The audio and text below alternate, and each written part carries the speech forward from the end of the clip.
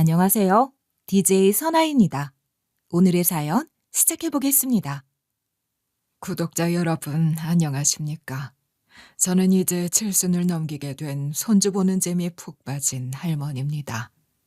손주도 건강해야 오래오래 잘 돌볼 수 있을 텐데, 나이가 한 살, 두 살 먹어가면서 몸이 어찌나 쉽게 망가지던지요. 나이를 먹어가면서 몸이 고장나는 거야 당연한 일이라고 하지만, 막상 제 일이 되니까 건강을 미리미리 챙겼어야 하는데 하는 생각이 들더라고요. 지금이라도 늦지 않았다고 생각하고 몸에 좋다는 거 꼬박꼬박 챙겨 먹다가 글쎄 저한테 이런 일이 생기게 될 줄은 꿈에도 몰랐습니다. 나이 70살을 먹고 별꼴을 다 보게 됩니다. 제 이야기 한번 들어보시겠어요? 제 인생을 어떻게 설명을 해야 여러분들께 공감을 살 수 있을지 잘 모르겠습니다. 저는 논팽이 같은 사람을 만나서 결혼을 한 덕분에 제 인생은 순식간에 아래로 곤두박질 치고 말았어요. 그 사람, 제 남편은 정말이지 허세가 잔뜩 뺀 사람이었죠. 말끝마다 자기 자랑에 붙어 있었고 걸음걸이 하나에도 나 잘났지 하는 기운이 흘러넘쳤습니다. 그런데 어쩌면 그 허세 가득한 모습이 제 눈엔 멋지게만 보였던 것 같아요. 사실 저희 동네가 아주 좁은 편이라 그렇게 멋져 보이는 사람이라는 게 많지 않았거든요. 특히 제 또래 여자아이들 중에서는요. 제 생각엔 저희 또래 여자애들 중에 제 남편을 몰래 짝사랑하지 않았던 애는 정자 하나뿐이었을 거예요. 정자와 저는 같은 동네에서 태어나 자란 동갑내기 단짝 친구였어요. 어릴 때는 서로 몸에 어디 점이 있는지까지 알 정도로 가까운 사이였습니다. 그래서 저희 둘은 첫사랑이 누군지 혹은 누구에게 마음이 있었는지 서로의 비밀이나 약점 같은 것도 다 알고 있었답니다. 그런 정자는 제 남편한테는 관심이 없었어요. 다른 친구들이 다들 남편을 두고 마음앓이를 하거나 저와 남편이 사귄다는 소문에 질투심을 드러냈을 때도 정자는 시큰둥했죠. 어쩌면 그래서 더 저는 정자와의 우정을 오래 이어갈 수 있었던 건지도 모르겠어요. 다른 친구들은 겉으론 축하한다고 하면서도 뒤에선 제 험담을 하거나 남편을 두고 저 여자랑 왜 사귀지 하며 곱지 않은 시선을 보내기 일쑤였거든요. 그때 전 조금 용기 있는 여자가 되고 싶었어요. 겁내지 않고 제가 좋아하는 사람에게 당당히 다가가는 그런 사람 말이에요. 그래서 결국 남편과 사귀게 되었고 얼마 지나지 않아 결혼까지 하게 되었죠. 남편과 서울에서 살기로 결정을 내렸을 때 주변 친구들 대부분은 그저 부럽다는 듯 좋겠다, 서울에서 살게 되다니 부러워 죽겠다 하고 말했어요. 그런데 정자만은 아니었어요. 그녀는 저희 동네 역 앞까지 따라 나와서는 끝내 눈물을 뚝뚝 흘렸거든요. 필순아, 진짜 가는 거야? 눈 뜨면 코 베어간다는 서울로 떠나는 거냐고. 음, 이제 서울 가서 살게 됐어. 결혼도 했으니까. 정자야, 잘 지내고 있어야 돼. 그럼 이제 우리 매일같이 만나서 수다 떨던 것도 못하겠네. 편지 써야겠네, 우리. 정자는 말을 마치지도 못하고 눈시울을 붉혔어요. 그 순간 저는 조금 당황했어요. 얘가 왜 이러지? 혹시 내 결혼이 질투나서 이러는 건가? 그런 생각이 먼저 들더라고요. 그땐 저도 너무 어려서 철이 없었던 것 같아요. 정자가 진심으로 친구를 떠나보내는 게 서운해서 그런 거라는 걸 시간이 꽤 흐른 뒤에야 알 수 있었어요. 당시에 전 제 인생이 찬란하게 시작되는 줄만 알았거든요. 남편과 함께 서울이라는 저희 동네보다 훨씬 크고 반짝이는 세상에서 자리를 잡고 살아가게 됐다는 사실에 들떠 있었죠. 정자의 눈물보다 서울 사람이 된다는 자부심이 더 컸던 저는 정자의 마음을 깊이 들여다보지 못했어요. 저는 서울로 떠났고 결혼 생활을 시작했습니다. 겉보기엔 모든 게 순조로웠죠. 남편은 멋졌고 서울의 집도 제법 괜찮았어요. 하지만 그 모든 게 다 껍데기였다는 걸 너무 늦게 알아차렸어요. 허세만 가득했던 남편. 그 사람은 저에게 사랑보다는 명함 자랑, 차 자랑, 자기 지인들 자랑만 했어요. 마치 저라는 존재는 자기 옆을 채워주는 장식품일 뿐이라는 듯 했죠. 그제야 문득 정자의 말이 떠올랐어요. 정말 행복했으면 좋겠다고요. 나중에 후회하지 말자고요. 지금 생각해보면 정자는 제 선택이 걱정돼서 친구로서 마지막 충고를 해주었던 걸지도 모르겠어요. 제가 진짜 어떤 사람과 인생을 시작하려는지 정자는 더 먼저 알아차렸던 건 아닐까요? 그런데 저는 너무 어렸고 너무 서툴렀어요. 아무튼 전 그렇게 25이라는 나이에 4살 연상이었던 남편과 결혼을 하고 서울에 자리를 잡게 되었어요.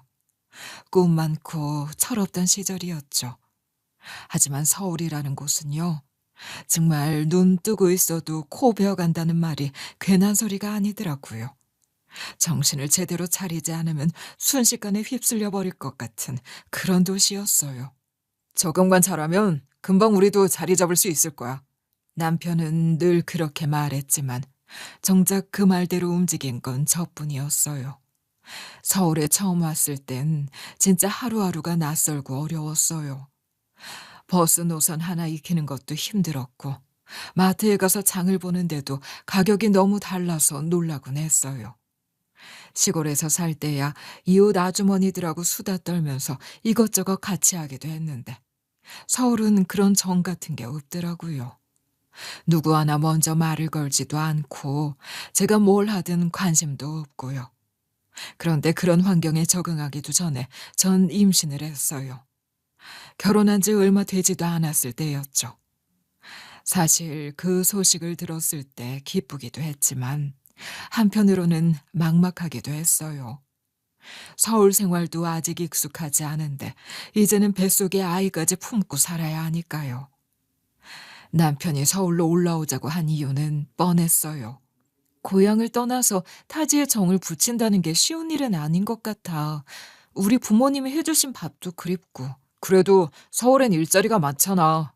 우리도 이제 제대로 살아보자. 나도 빨리 취직할게. 듣기엔 멋져 보였지만 정작 일을 구하려는 건 저보다 못했어요. 아니, 제대로 해볼 생각조차 없는 사람 같았어요. 오늘도 면접이 있었는데 말이지. 그 회사 분위기가 좀 별로더라고. 다음 주엔 더 좋은 데 알아볼게. 그렇게 말은 뻔지르르하게 잘도 했어요.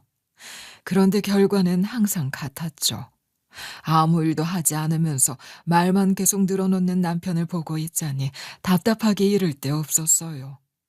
결국 저는 배가 불러오는데도 집안에만 있기 힘들어서 일거리를 찾아다녔어요. 몸 쓰는 일은 하지 못하니까 앉아서 할 수 있는 잡일이라도 찾았죠. 인형 눈깔 붙이기, 포장지 접기, 광고 전단지 끼워 넣기 같은 일들이었어요. 손이 저릴 정도로 계속 붙이고 접고 하면서 푼돈을 벌었죠. 그 돈으로 밥하고 반찬거리 사고 겨우겨우 하루하루를 살아냈어요. 친구들이나 지인들과도 연락을 거의 끊고 지냈어요. 어디 가서 제 처지를 말할 용기도 없었고 말한다고 해서 누가 도와줄 수 있는 것도 아니었으니까요. 그중에서도 가장 마음 아팠던 건 정자였어요. 제 가장 친했던 친구. 서로 몸에 점이 어디 있는지까지 알 정도로 친했던 그 아이. 결혼 이후에는 거의 연락도 못했어요. 임신한 몸으로 병원에 가기도 힘들었고 사실은 병원비조차 부담스러웠어요. 그래서 결국 전 산파를 불러 집에서 아이를 낳았어요. 지금 생각해보면 정말 위험한 선택이었죠. 조금만 문제가 생겼어도 어쩔 뻔했나 싶어요. 그런데 그땐 무식한 게 용감했던 걸까요? 그냥 다들 그렇게 낳았는데 나도 괜찮겠지 하는 생각뿐이었어요. 그런데 우리 남편은 돈이 없어서 위험하게 아이를 낳은 그 상황에서도 속 편한 소리를 하더라고요. 집에서 편하게 애 낳아서 좋겠다. 간호사들 눈치도 안 보고. 그렇게 저는 25에 결혼해서 32이 될 때까지 논팽이 같은 남편 밑에서 귀한 제 아들 하나 키우느라 정말 등골이 휘는 줄 알았어요. 정자에게 연락해서 하소연하고 싶기도 했지만 도무지 말이 나오질 않더라고요. 정자도 제가 결혼하고 6개월쯤 뒤에 선을 봐서 결혼을 했다고 들었어요. 하지만 전 그 결혼식에도 가지 못했어요. 그때 제 몸 상태가 너무 안 좋아서요. 입덧이 너무 심해서 제대로 앉아있지도 못했거든요. 그게 친구 맞나? 절친이라고 부를 자격이 있나 싶어서 더 연락을 못하겠더라고요. 그렇게 저는 결혼을 하면서 제 생활도 잃고 제일 소중했던 친구도 잃은 기분이었어요. 서울에서의 삶은 참 외로웠어요. 사람 하나 없는 낯선 도시에서 저는 제 아들 하나만 바라보고 그렇게 살았어요. 그 작은 존재 하나가 아니었다면 저는 버텨내지 못했을 거예요. 우리 아들은 정말 다행히도 논팽이 같은 그 애비를 안 닮았어요. 그런 생각을 할 때마다 가슴을 쓸어내리게 됩니다. 아직 조망만한 손으로 매번 화를 내고 짜증만 부리는 아버지 때문에 속상해하고 있는 절 조심스레 안아줄 때면 그 품이 어찌나 따뜻한지요. 세상에 그렇게 작고 연약한 품이 어른인 제 마음을 그렇게 따스하게 감싸주다니. 전 그저 아이를 꼭 안고 조용히 눈물을 삼켰어요. 그러던 어느 날 33이 되었을 때였어요. 제가 살면서 2번 다시 기억하고 싶지 않은 일이 벌어졌어요. 남편이 바람이 났다는 사실을 알게 된 거예요. 몇 번이나 의심은 했었죠. 술 취한 척 늦게 들어오고 핸드폰을 손에 쥔 채로 화장실까지 들고 다니고 옷차림에 신경을 쓰는 게 예사롭지 않았어요. 그래도 설마 했던 마음, 그래도 우리 가족은 지킬 거라는 기대가 바보같이 무너지는 순간이었습니다. 이번엔 정통으로 걸린 거예요. 아무리 아니라고 발뺌해도 증거가 있었으니까요. 저는 상간녀의 뺨을 세게 한 대 때렸어요. 그리고는 울분을 참지 못하고 소리쳤어요. 이 잡것들아, 불륜을 저지르다니 제정신이야? 당신들 미친 거 아니냐고! 기년이 지금 어디에 손을 올려? 당신 사람 때렸으니까 명예훼손이랑 폭행으로 고소하겠어. 저는 그 자리에 굳어버렸습니다. 정말 멍하더라고요. 눈앞이 핑 도는 기분이었어요. 심지어는 뻔뻔하게 이혼을 하자며 당당하게 말하기까지 했어요. 너 같은 년한텐 위자료 줄 돈도 없어. 우리 그냥 끝내자. 그 순간 이 인간이 정말 미쳤구나 싶었습니다. 저 사람에겐 가정도 아내도 아이도 아무 의미가 없었구나 하는 생각에 마음이 무너졌어요. 그 시절에는 여자가 이혼을 해서 아이를 혼자 키운다는 건 말로 표현 못할 만큼 큰 용기와 각오가 필요한 일이었어요. 하지만 전 그렇게 마음고생을 하며 사느니 차라리 아이와 단둘이 오붓하게 사는 게 낫겠다 싶었어요.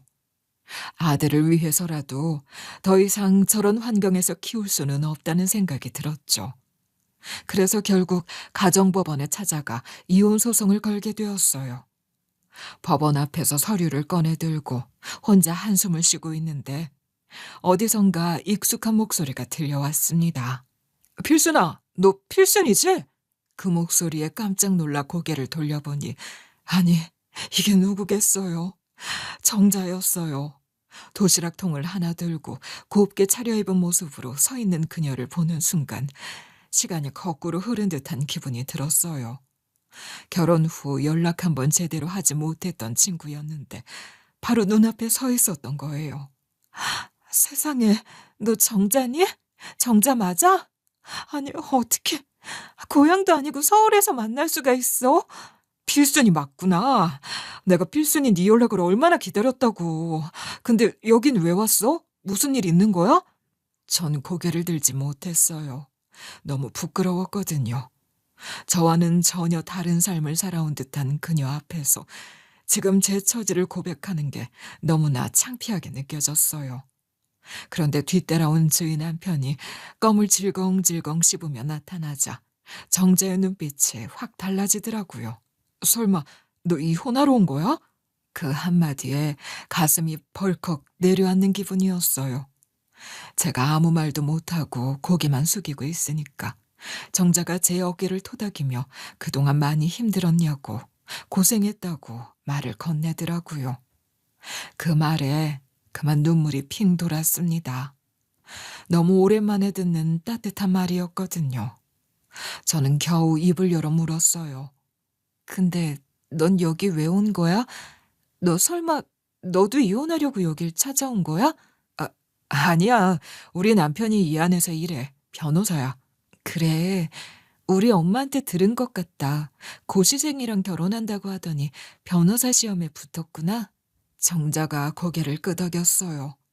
참 서러웠습니다. 같은 절친이었는데, 같은 나이인데, 세상은 너무 다른 곳으로 우리를 데려다 놓았더라고요. 친구는 변호사 사모님이 되어 고운 모습으로 도시락 싸들고 법원에 오는데, 저는 바람난 남편 때문에 울며 이혼하러 온 모습이었으니까요.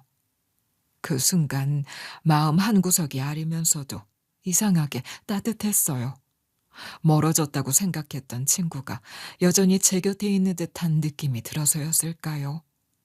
세상이 참 잔인하다는 생각을 하면서도 동시에 다시 걸어갈 용기가 조금 생겼던 날이기도 했어요. 정자와의 우연한 재회 덕분이었겠죠. 정자는 그날 저에게 걱정하지 말라고 했어요. 이혼이라는 게 혼자 감당하기엔 많이 버거울 테니 힘든 일 있으면 꼭 본인에게 연락하라고요. 절 보며 안쓰럽다는 눈빛을 감추지 않더군요. 근데 전 그 말을 들으면서도 마음 한구석이 불편했어요. 내가 무슨 염치로 정자에게 또 연락을 해 싶었거든요. 결혼한 뒤로 서로 소식 한 번 주고받지 않았던 사이였는데 전 처량한 몰골로 법원 앞에서 친구에게 동정을 받고 있었으니까요. 그 후로 전 꼬박 3달을 법원과 집, 직장을 오가며 살았어요. 이혼이라는 게 이렇게 길고도 지치는 일인지 몰랐어요. 전 남편이라는 인간은 끝까지 뻔뻔했죠. 심지어 법정에서조차 자신은 잘못한 게 없다며 당당한 태도를 보였어요. 그런 사람과 함께 살았다는 사실이 치욕스럽기까지 했어요. 결국엔 위자료랍시고 받은 건 겨우 월세랑 보증금 한 푼뿐이었어요.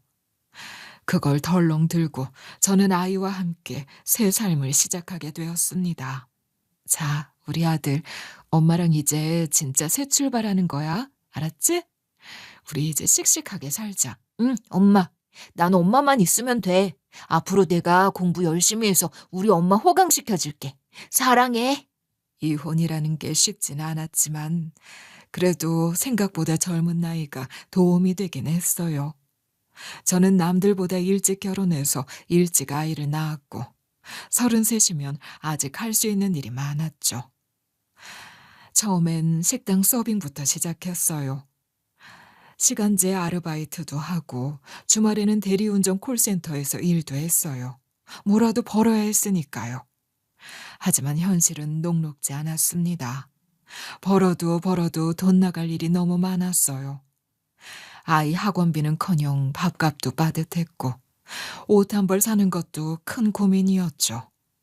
그런데 어느 날 그마저도 저희에게 닥친 일이 벌어졌어요.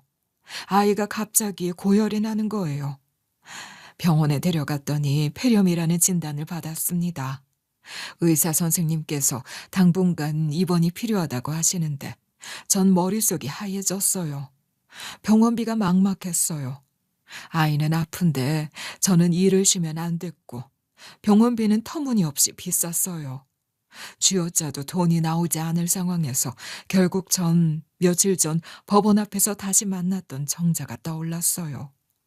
한참을 망설이다가 조심스럽게 전화를 걸었어요.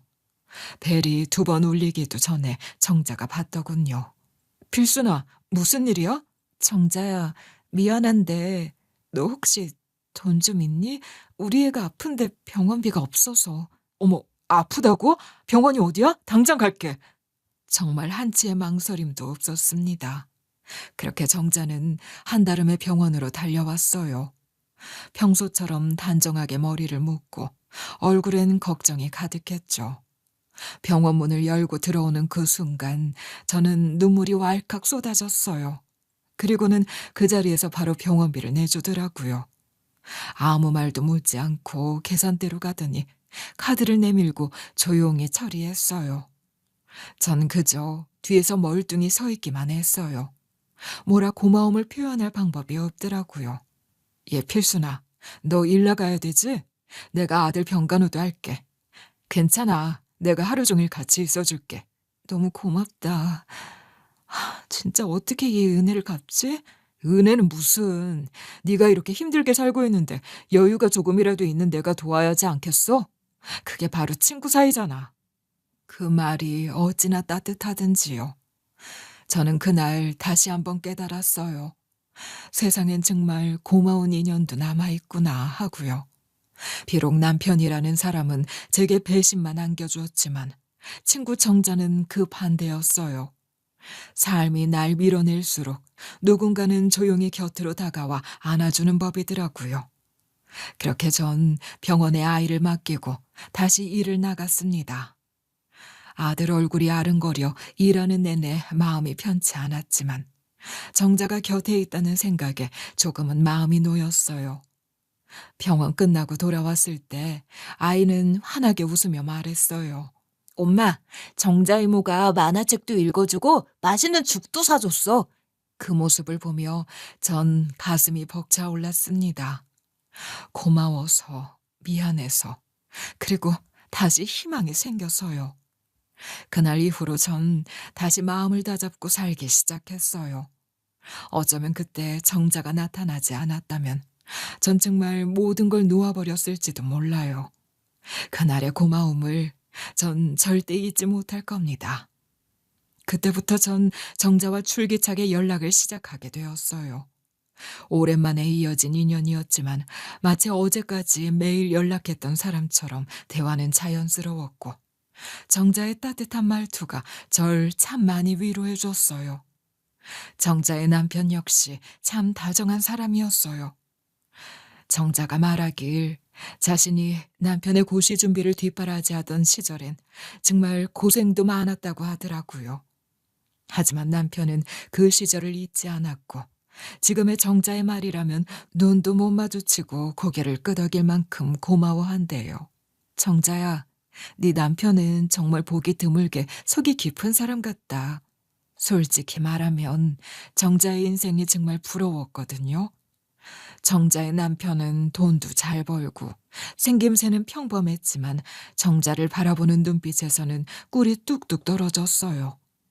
말하지 않아도 아, 저 사람은 정자를 진심으로 사랑하는구나 느낄 수 있었죠.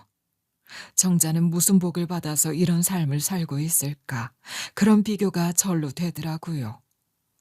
그에 비해 전, 그리고 우리 아들은 말이 아니었죠. 얼굴이며 몸매며 살도 빠질 대로 빠져서 제대로 밥도 못 먹고 다닌다는 게 딱 티가 나는 모습이었어요. 누가 봐도 삶이 팍팍한 사람이라는 게 느껴졌을 겁니다. 얘 필순아, 서울에 계속 있을 거야? 친정엔 안 가고? 전 잠시 말이 막혔어요. 대답을 하기가 어려웠거든요. 정자는 그냥 궁금해서 물어본 것 같았지만 제겐 그 질문이 꽤 아프게 다가왔습니다. 사실 전 친정에 돌아갈 수조차 없었어요. 이혼 소식을 들은 친정 부모님은 제게 한마디의 위로도 없었어요. 오히려 쏟아진 건 냉정한 폭언뿐이었죠. 그런 놈팽이 같은 남자를 만나서 서울로 훌쩍 떠났을 때부터 알아봤다. 위자료 한 푼 못 받고 쫓기듯 돌아올 줄 알았어. 우리 도움 바라지도 마라. 저는 아무 말도 못하고 그 자리를 나왔어요. 마음 한구석이 텅 비고 등 뒤가 참 서늘했어요. 그날 이후로는 연락도 끊었어요. 그래서 정자의 물음에 저는 그저 멋쩍게 웃으며 말했죠. 친정에 갈 수가 없어. 그냥 여기에 뿌리 내려보려고. 내가 할 수 있는 일 해가면서 우리 아들 잘 키우면 되는 거지 뭐. 아휴, 고생 참 많다. 아이, 친구라는 게 뭐야. 내가 네 가족처럼 옆에 있을게. 우리 서로 그렇게 지내보자. 어? 필요한 거 있으면 나한테 말해. 난 넉넉하니까 너한테 그 정도는 지원해줄 수 있어.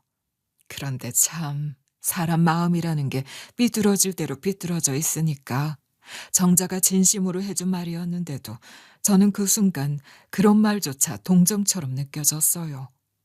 나약하고 의지할 데 없는 사람에게 던지는 말 같다고 생각해버린 거죠.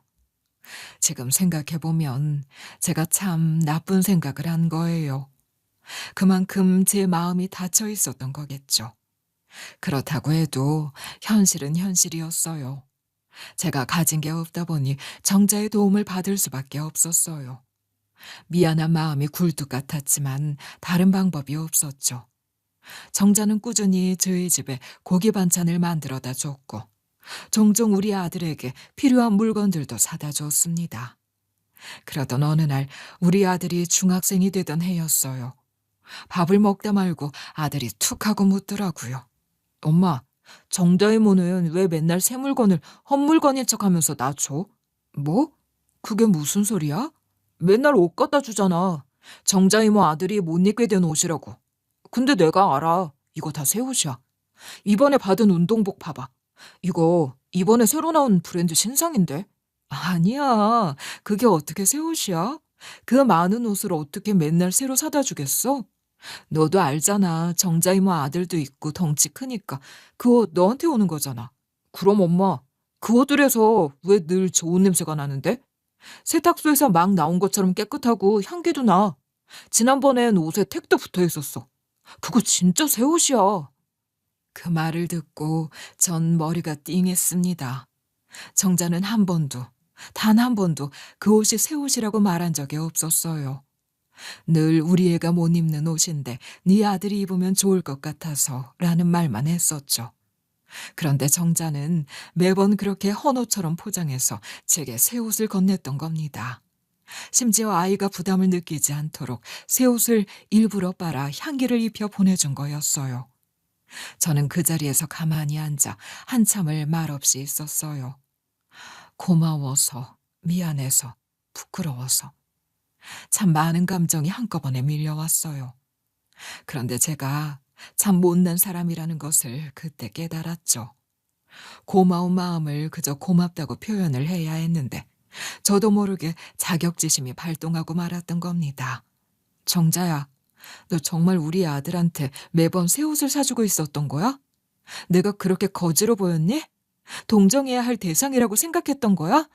빌순아, 무슨 소리를 하는 거야? 아니야. 난 널 그런 식으로 대해본 적 단 한 번도 없었어. 그런 마음이었으면 애초에 그렇게 하지도 못했을 거야. 오해야. 저는 말문이 막혔어요. 정자는 그저 절 친한 친구, 가족처럼 생각해서 도운 것이었을 텐데 제 안에 작고 비뚤어진 마음이 그걸 받아들이지 못하고 튕겨낸 겁니다. 참 못났죠. 지금 생각해도 그때 제 말은 너무 부끄럽습니다. 그 일을 계기로 저는 정자에게 연락을 하지 못했습니다. 창피하기도 하고 또 미안한 마음도 컸어요. 그런데 알고 보니 정자는 저한테는 연락을 안 해도 우리 아들한테는 계속 연락을 하고 있었더라고요. 몰래 말이죠. 저 몰래 말이에요. 처음엔 너무 어이가 없기도 하고 또 한편으로는 배신감도 들었어요. 하지만 상황을 알게 되니 그게 아니었더라고요. 정자는 우리 아들에게 용돈도 쥐어주고 필요한 책이나 문제집 있으면 언제든지 말하라고 하면서 학용품도 챙겨주고 있었더라고요. 저는 돈 벌어야 한다는 이유로, 생계를 책임져야 한다는 이유로 아들에게 제대로 신경도 못 쓰고 있었는데 정자가 제 빈자리를 고스란히 채워주고 있었던 겁니다. 그 사실을 제가 언제 알았냐고요? 우리 아들이 대학에 들어갔을 때였습니다. 고등학교 졸업식 날이었어요. 아들이 전교 1등으로 졸업을 했고 서울에서도 네로라 하는 대학에 입학하게 돼서 학교에서 학교를 빛낸 학생상을 받았죠. 그 상을 받으며 아들이 무대 위에서 그러더라고요. 저를 올바르게 키워주신 엄마 고마워요. 그리고 정자 이모도 감사합니다. 정자의 이름이 갑자기 나와서 전 깜짝 놀랐습니다. 그런데 거기 졸업식장 한쪽에 정자가 서 있더군요. 저와 눈이 마주쳤고 정자는 환하게 웃으면서 제 앞으로 걸어왔어요. 아들 잘 키웠네. 축하해. 우리 아들은 겨우겨우 턱걸이 했는데 말이야. 예, 필순아, 너 우니? 정자야, 정말 고마워. 네 덕에 우리 모자가 살아남았어. 네가 챙겨주지 않았으면 지금 이 순간도 없었을 거야. 무슨 소리야. 너도 얼마나 힘들었겠어. 난 그냥 네가 내 친구라서 가족처럼 느껴져서 한 것뿐이야. 그런데 내가 네 마음까지는 생각을 못했던 것 같아. 미안해. 그날 이후로 우리는 다시 예전처럼 가까워졌어요. 아니, 오히려 그 이상이었죠. 다시 연락을 주고받으면서 우리 사이엔 그 어떤 거리감도 남아있지 않았어요. 예전엔 그저 친구라고 말했지만 이제는 서로를 가족이라 부르기로 했어요. 그 후로도 세월은 빠르게 흘렀어요. 정자 아들이 대학을 졸업할 때 제가 축하한다고 한가득 선물을 안겨주었고, 우리 아들이 좋은 회사에 취업을 했을 땐 정자가 본인의 일처럼 기쁘다며 손뼉을 쳐주었죠. 정말 우리 오래 살았네. 참 많은 일들이 있었지. 이제 자식들 결혼시키고 손주 키우고 하면 우리 인생도 끝에 다다르는 건가? 아직 먼 이야기 같은데 그리 멀지도 않은 이야기네. 아들도 겨우 키웠는데 손주들은 또 어찌 키우나 싶다. 그래도 지금이 제일 좋다. 네가 있어서 내가 살아. 서로에게 그렇게 말해줄 수 있는 친구가 있다는 건 정말 큰 복이라고 생각합니다. 사실 정자의 남편이 말입니다. 저한테 몇 번이나 제안을 해왔었어요. 필순 씨, 혹시 재혼하실 생각은 없으세요? 제가 아는 괜찮은 분이 있는데 한번 만나보시지 않겠어요? 아, 남자 때문에 얼마나 힘들었는데 또 결혼을 해요. 아니요, 전 됐어요. 우리 아들 하나면 충분해요. 그 아이 하나 보며 사는 것도 벅차고 감사합니다. 그렇게 말은 했지만 사실 가끔 외롭다는 생각이 들지 않은 건 아니었어요. 그래도 잘 참았죠. 정자네 남편도 절 사람으로서 아끼고 걱정해서 그런 말을 했다는 걸 알고 있었으니까요. 저도 고맙긴 했어요. 그러던 어느 날 우리 아들이 대기업에 들어가고 좋은 선자리에 나가더니 약사인 며느리를 데리고 왔어요. 그날 전 속으로 이런 생각을 했어요. 아, 이제 내 인생에도 빛이 나는구나. 내가 고생한 보람이 이렇게 오는구나. 너무나 기뻤어요. 세상에 이런 날이 나한테도 오는구나 싶었죠. 제가 남편 없이 아이 하나에 매달려서 살아온 세월이 결코 짧지 않았거든요. 아들 하나 잘 키워보겠다고 밤낮 없이 일하고 남들 놀 때 저는 일터에 있었어요. 그런데 그렇게 고생해서 키운 아이가 좋은 배우자를 만나 결혼까지 하게 됐으니 그때 전 진심으로 이제 됐다 싶었어요. 그에 비해 정자의 아들은 중소기업에서 일하고 있었어요. 사실 정자의 남편이 변호사였으니 사람들은 당연히 아들도 똑똑할 거라 생각했죠. 그런데 세상 일이 어디 그렇게 단순하든가요? 오히려 저희 아들이 더 잘된 걸 보면 말이죠. 지 애비가 그렇게 논팽인데도 우리 아들은 스스로 알아서 길을 뚫고 나갔다는 게 그렇게 자랑스러울 수 없었어요. 남편이 저희를 버리고 떠난 그날부터 전 제 아들이 잘 되기만을 바라며 버텨왔거든요. 우리 아들 부부가 첫 손주를 낳았을 땐요. 정자가 정말 부러워하더라고요. 아유, 넌 손주 보는 재미도 있겠네. 우리 아들도 빨리 결혼 좀 해야지. 나도 그런 재미를 좀 보지. 얘는 뭐 여자친구가 있다 없다 소식도 없어. 뭘 조급해하고 그래. 조금만 기다려. 곧 좋은 인연이 나타날 거야. 그러다 어느덧 우리 손주가 2살이 되었을 무렵 정자 아들도 드디어 결혼을 했어요. 그리고 정자 며느리를 처음 소개받았을 때 정말 깜짝 놀랐습니다. 어머, 필순 이모님이시구나. 제가 정말 말씀 많이 들었어요. 자매나 가족이나 다름없는 사이시라고요. 저도 앞으로 잘 부탁드려요, 이모님. 어머, 이 아가씨 왜 이렇게 싹싹해? 진짜요. 너무나도 살갑고 예의 바른 아이였어요. 처음 만났는데도 눈을 또랑또랑 뜨고 저한테 말을 건네는데 그 밝은 인사 한마디에 제 마음이 확 열리더라고요. 그와 비교하면 솔직히 말해서 우리 며느린 좀 아쉬운 부분이 많았습니다. 우리 아들이 대기업 다니고 며느리는 약사라고 얼마나 바쁜지 집에도 잘 오지 않았어요. 물론 일이 바쁘니까 그럴 수 있겠죠. 그런데 문제는 명절에도 해외여행 가요 하면서 얼굴도 비치지 않는 겁니다. 저는 속으로 서운한 감정이 쌓여갔어요. 예전엔 우리 아들이 나름대로 기념일도 잘 챙기고 저한테 선물도 곧잘 했거든요. 그런데 결혼하고 나서는 마치 며느리 꿰매 빠진 사람처럼 변해버렸어요. 제가 그걸 정자에게 하소연했더니 정자는 난감하다는 표정을 지으며 말했어요. 그게 우리 며느린 날 너무 잘 챙겨줘서 뭐라고 말하기도 그렇다. 그리고 정자네 며느리에 대해 이런저런 이야기를 들려주는데 듣는 내내 부러움이 확 밀려왔어요. 우리 며느리 말이야. 진짜 딸 같아. 자기 맛있는 거 먹으러 갔다 하면 꼭 챙겨. 좋은 데 놀러 간다 해도 어머님도 모시고 갈 걸 그랬어요 하면서 전화 와. 몸에 좋다는 거 있다 하면 택배로 보내주고. 내가 그동안 어떻게 살았는지 다 알아주는 느낌이랄까? 그 이야기를 듣고 나니까 마음이 너무 쓰리더라고요. 저는 며느리가 약사인데도 제 건강 한번 크게 신경 써주는 걸 못 느꼈거든요. 몸에 좋다는 음식이라도 하나 챙겨주는 날이 있었나 싶을 정도로요. 정자는 친구인 저에게 그저 자랑하려던 게 아니었어요.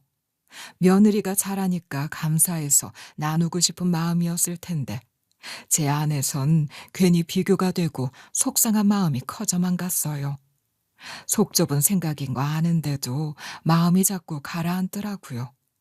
그럴 때마다 정자의 며느리가 더 반짝반짝 빛나 보였던 건 어쩌면 제가 바라고 있던 것을 그 아이가 하고 있었기 때문인지도 몰라요.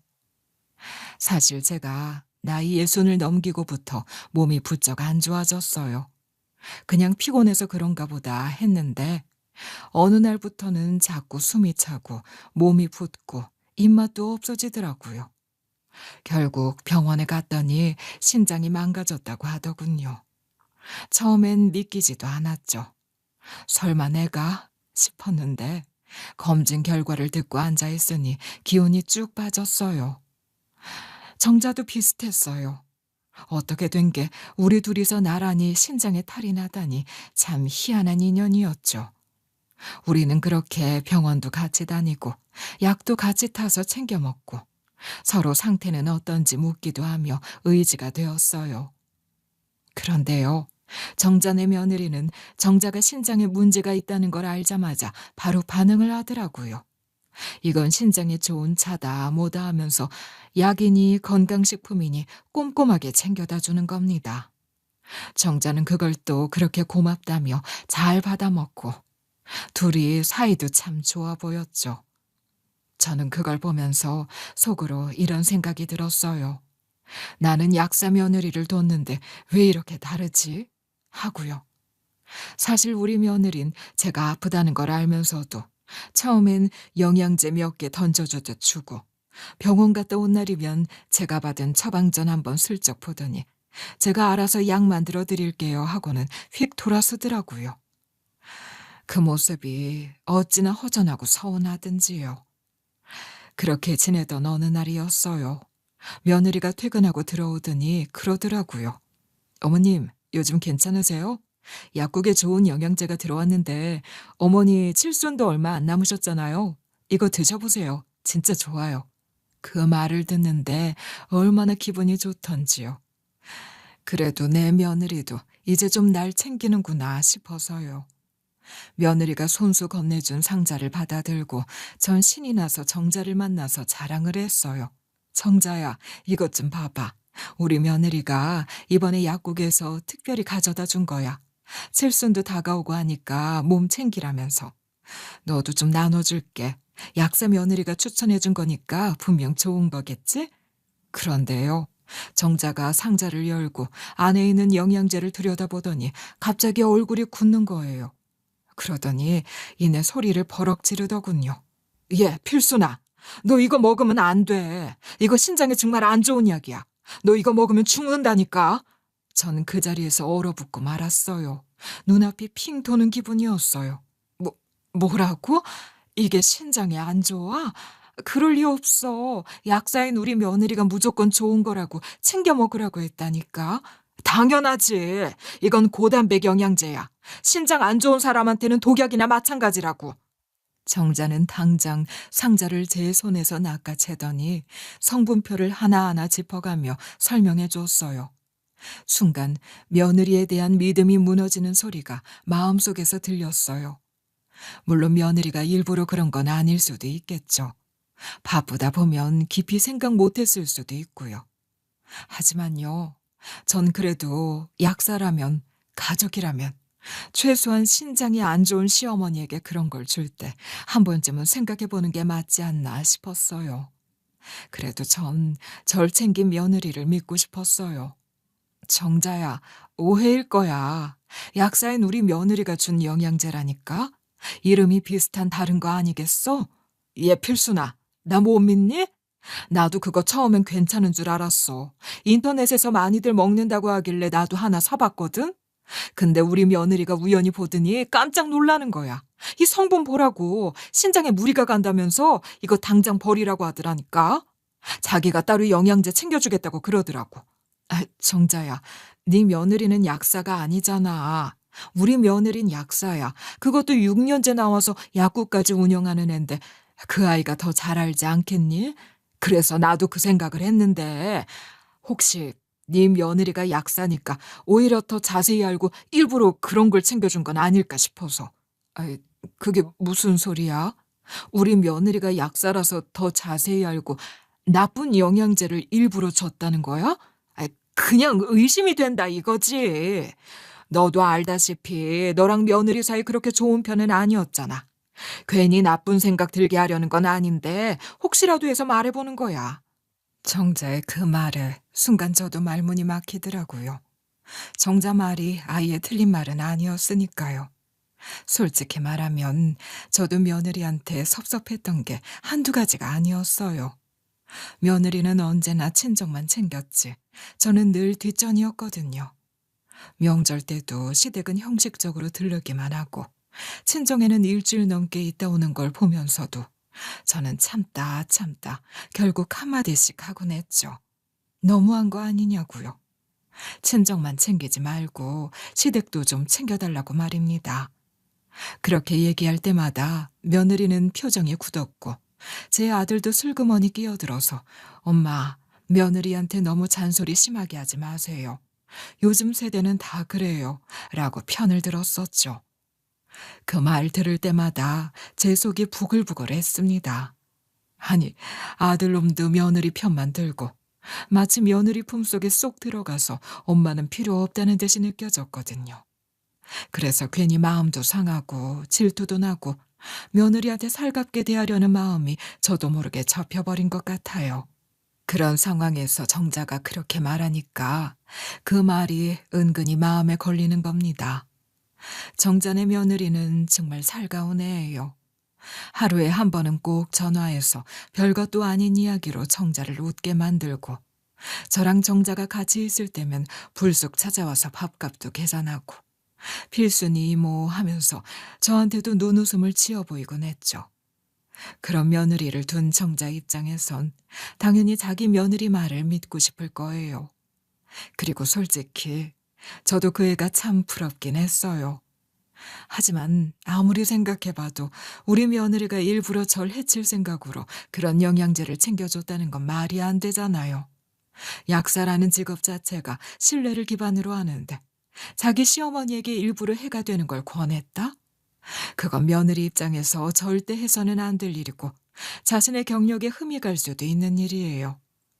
게다가 제가 뭐 대단한 재산을 가진 것도 아니고 정자처럼 건물 몇 채 가진 사람도 아닌데 제가 사라진다고 해서 얻을 수 있는 이득이 뭐가 있겠어요. 그냥 잔소리하는 시어머니 하나 사라지는 정도인데 그런 위험을 감수할 이유가 없잖아요. 그래도 우리 며느리가 그런 아이는 아니야. 내가 뭐라고 일부러 그런 일을 할 리가 없지. 아이고 답답하. 아니야, 나 진짜 겪어봤어. 나 이거 똑같은 성분 들어간 거 먹고 신장 수치 완전 망가졌어. 병원에서 바로 입원하라고 그랬다니까. 우리 며느리가 이거 보더니 완전 경악을 했어. 이건 절대 먹으면 안 된다고 나한테도 먹지 말라고 그랬어. 무조건 버리라고. 그렇게까지 말하니 저도 점점 불안해졌어요. 괜히 찜찜한 마음이 들어서 그 자리에서 모르는 척 며느리에게 전화를 걸었어요.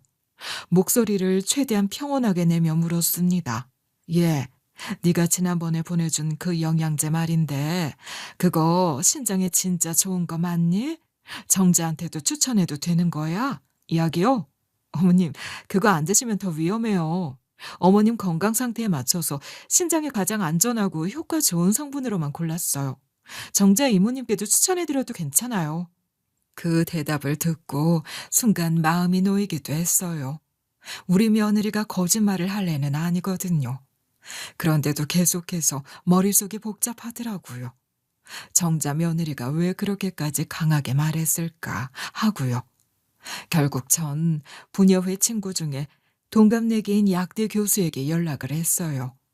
그 친구는 서울 큰 대학 약대 교수로 근무 중인데 평소에 약 관련해서 궁금한 거 있으면 믿고 물어보는 사이예요. 제가 영양제 성분을 사진 찍어 보내고 이 약 괜찮은 거냐고 물어봤더니 답이 오더라고요. 이건 신장에 아주 잘 맞는 성분이야. 어르신들한테 종종 권장되는 조합이기도 하고. 특별히 어딘가 안 맞는 질병이 있는 게 아니라면 오히려 꾸준히 먹는 게 좋아. 특히 지금처럼 신장이 예민한 분들한테는 보조제처럼 작용하니까 도움이 되지. 그래? 확실해? 아니, 내 친구 며느리가 이 약을 먹으면 안 된다고 했다는데 이걸 반대로 해석해서 금지했다고? 그건 좀 이해가 안 되는데. 그 며느리분이 어떤 자료를 봤는지는 모르겠지만 위험하다는 판단은 무리가 있어. 정확한 진단 없이 이런 말 퍼뜨리는 건 좋지 않아. 그 말을 듣고 나니까 마음 한구석이 답답해지더라고요. 혹시 몰라서 가까운 내과에 가서 직접 상담을 받아봤어요. 의사 선생님께 약을 보여드리며 여쭤봤더니 의사도 약대 교수랑 같은 말씀을 하는 겁니다. 이건 어머님 연세와 상태에 딱 맞는 성분이에요. 부담도 적고 오히려 도움이 될 수 있어요. 너무 걱정 안 하셔도 됩니다. 그제야 전 진짜 안심이 됐어요. 그러면서 한편으론 의문이 더 깊어졌죠. 정자 며느리는 도대체 어디서 뭘 듣고 와서 저렇게까지 말을 한 걸까 싶어서요. 머리를 싸매고 고민을 하고 있는데 제 며느리가 안방으로 들어오더니 조심스럽게 말을 거는 겁니다. 어머님, 무슨 고민 있으세요? 아, 글쎄, 네가 준 그 약 말이다. 내 친구 며느리가 그게 몸이 나쁘다며 절대 먹지 말라고 했거든. 혹시 네가 일부러 그런 거 준 건 아니겠지? 제 말에 며느리가 순간 눈이 커지더니 정색을 하더라고요. 그러곤 한참을 망설이다가 조용히 입을 열었어요. 어머님, 저 이 이야기 드려야 하나 고민 많이 했어요. 괜히 어머님께 밉보일까 봐 마음속에만 담아두고 있었는데요. 전 순간 심장이 철렁했죠. 도대체 무슨 말을 하려는 걸까 싶어서요. 그랬더니 며느리가 아주 조심스러운 말투로 말하더라고요. 전요, 그 정자 이모님 처음부터 좀 이상하다고 생각했어요. 뭐라고? 정자가 왜? 걔가 나랑 제일 친한 친구야. 우리 아들한테도 엄청 잘했고 나한테도 항상 챙겨줬던 앤데 어머님한테는 은인이실 수도 있지만 제가 들은 이야기들 그리고 그분이 어머님 이야기를 하는 걸 몇 번 들어서요. 도저히 그냥 넘길 수 없더라고요. 무슨 얘기를 했는데? 그냥 팔자가 드센 사람이라고. 어머님이랑 친하게 지내면 제 팔자에도 문제가 생길 수 있다고 하시면서 저희 남편 보고 본인 아들이었어야 했다고. 애가 바뀐 건 아닐까 하는 이상한 말도 하셨고요. 또 저한테도 약대식이나 나온 똑똑한 여성이 왜 그 집 며느리를 하고 있냐고. 아까워 죽겠다고. 전 머리를 한 대 얻어맞은 것 같은 느낌이 들었어요. 정자는 정작 저에게 본인 며느리를 칭찬하면서 제 며느리 흉을 봤었거든요. 약대 나왔다고 절 무시하는 거라고. 그렇게 고고한 척하면서 시댁은 하나도 안 챙기는 불효자들이라면서요. 자식 새끼 소중하게 키워봐야 나중에 등쳐먹을 짓만 한다면서 조금 덜 똑똑해도 본인 아들처럼 본인 며느리처럼 노후 잘 보살펴주는 게 최고라고 했거든요.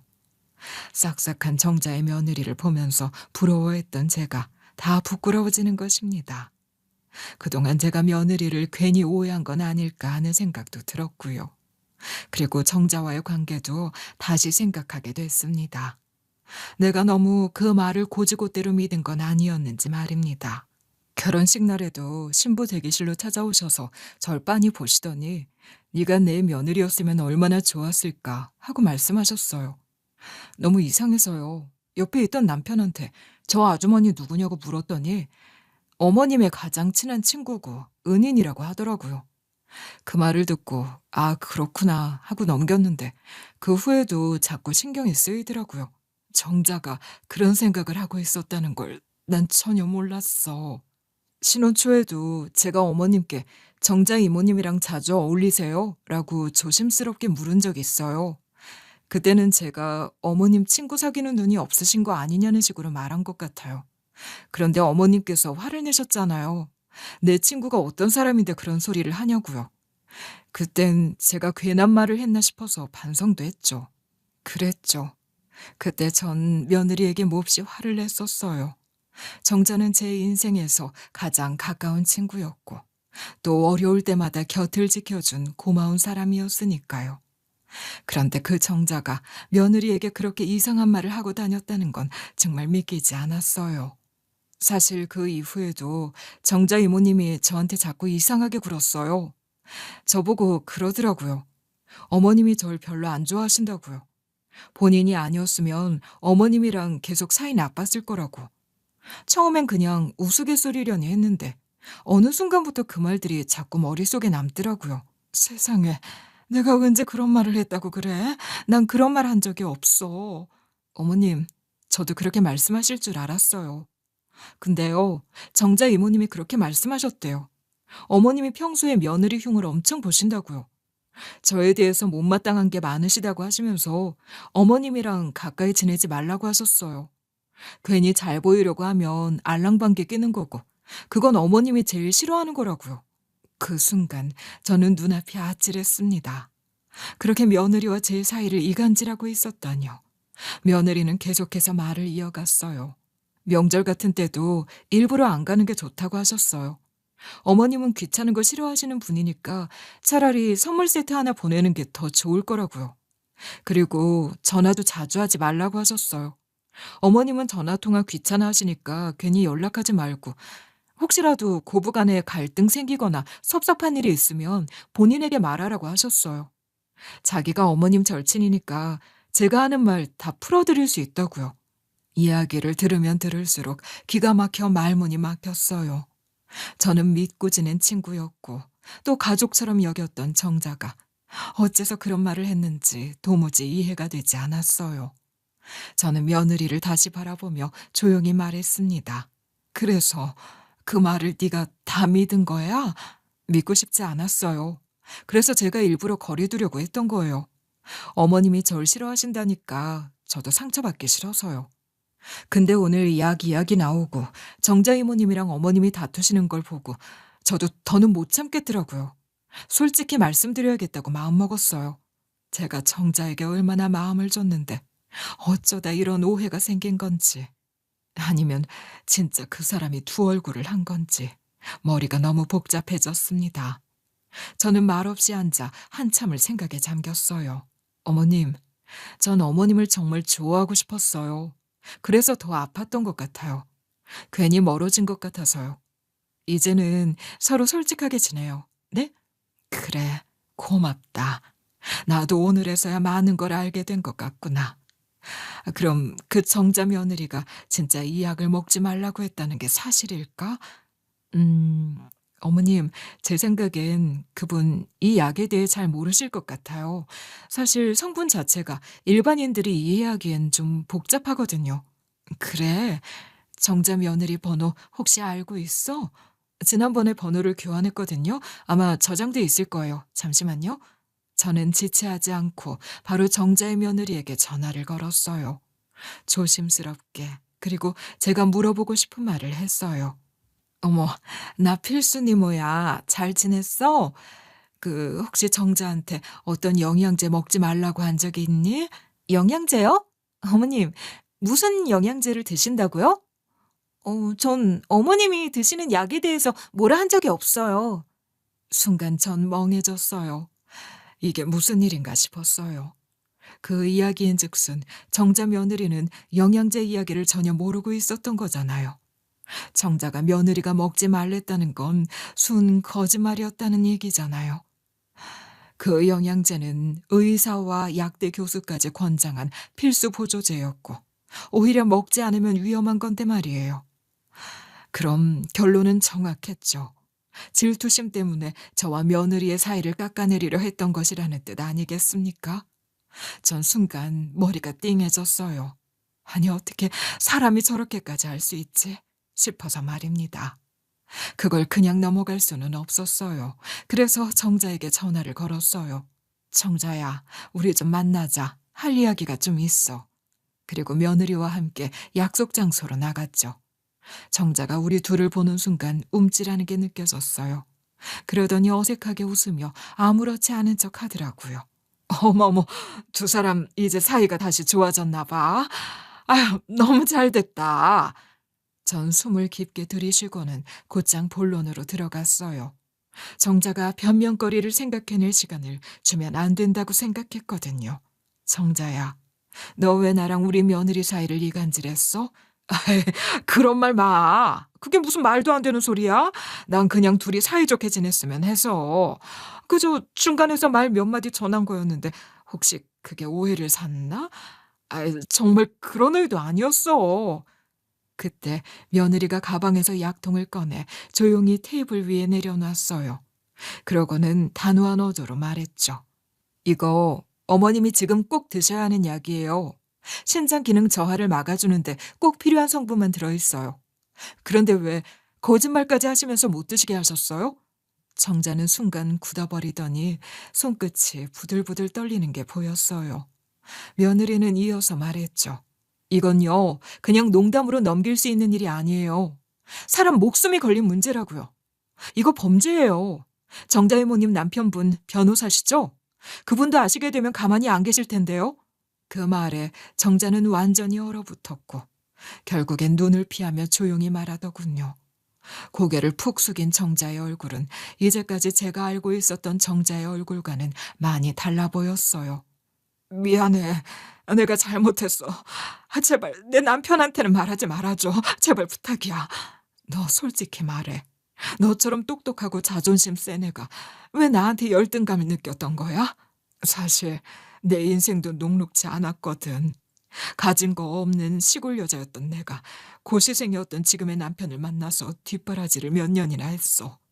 밥 해주고 빨래하고 같이 공부하고 병간호까지. 진짜 내 청춘을 다 쏟아붓지.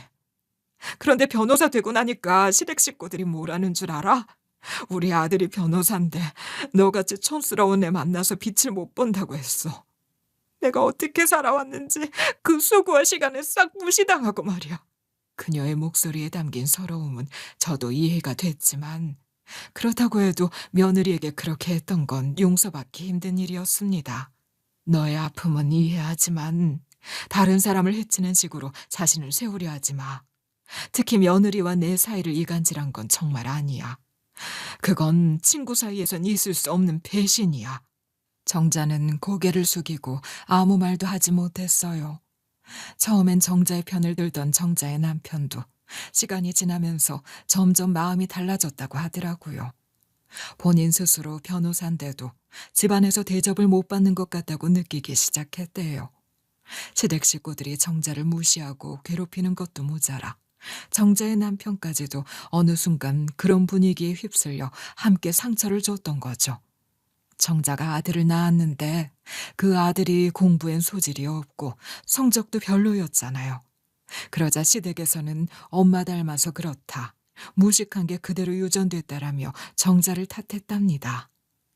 공부야 아이 성향도 있고 관심사도 다른 건데 다 정자의 탓이 되어버린 거죠.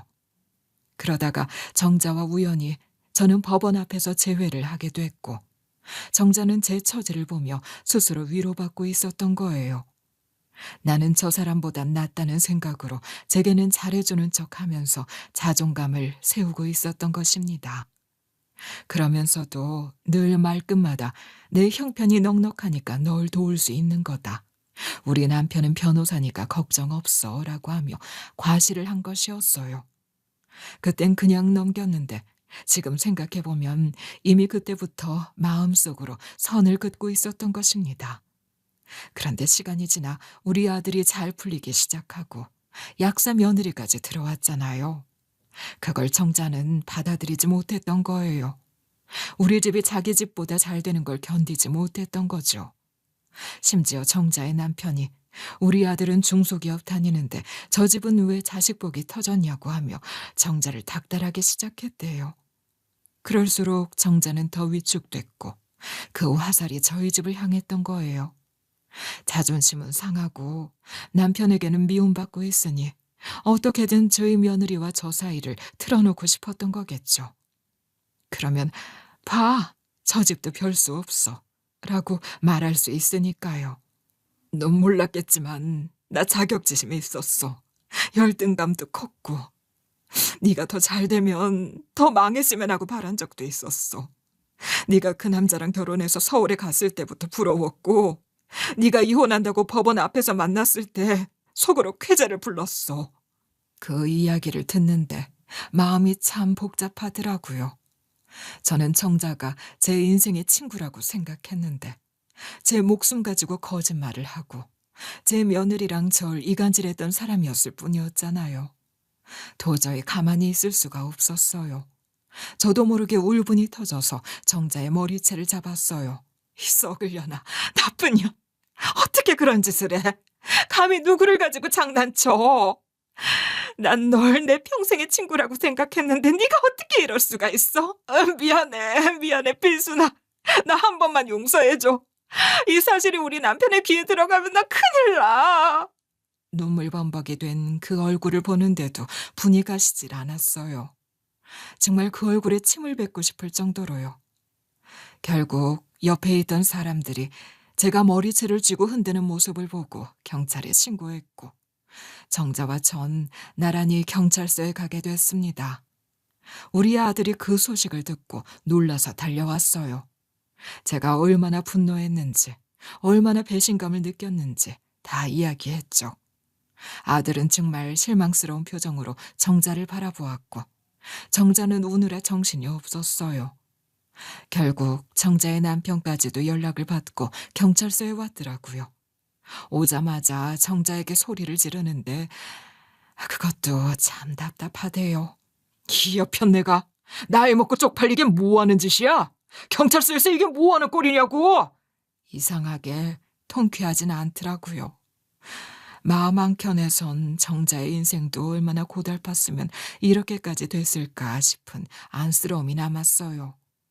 결국 저희는 적당히 합의하기로 했고 정자는 제게 고개를 숙이며 울먹였어요. 그래도 필순아, 너랑 함께라서 즐거웠던 것이 더 많았어. 날 용서해 줄 수 없니? 그 열등감, 자격지심이라는 거 언제 다시 고개를 들지 모르는 거야. 우리 앞으로는 보지 말자. 그리고 경찰서를 나서며 정자의 연락처를 모두 차단했습니다. 저는 그런 사람과 엮이고 싶지 않았어요. 그 뒤로 오해가 깊었던 며느리와 조용히 마주 앉아 소주 한 잔을 나눴어요. 서로에 대해 그동안 하지 못했던 이야기를 천천히 꺼내며 풀어갔어요. 아직은 조금 어색하지만 함께 시간을 보내며 친해지려 노력 중이에요. 사람 사이란 게 참 어렵더라고요. 가깝다고 믿었던 사람에게서 상처받고 멀게만 느껴졌던 사람과는 다시 가까워지고 이젠 다시는 누가 제 주변을 이간질하게 두지 않으려고요. 그러려면 제가 더 단단해져야겠지요. 저에게도 진정한 친구가 생기길 바라며 제 사연을 마치도록 하겠습니다.